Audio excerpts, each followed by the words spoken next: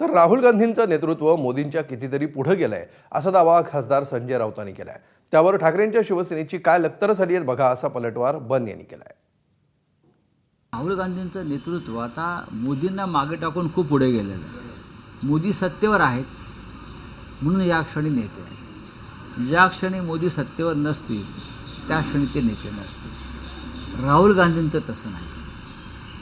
राहुल गांधी या देशाचे undisputed leader झालेले आहेत आणि ते तुम्हाला आता दिसत आहे।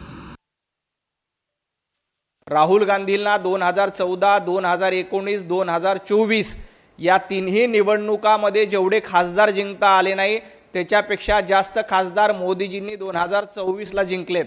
त्यामुळं कुणाची लखतर वेशीला टांगली, कुणाची आबरू देशानं वेशीवर लटकवली आणि उबाटा गटाची लखतर काय झाली त्याच्याकडे बघा।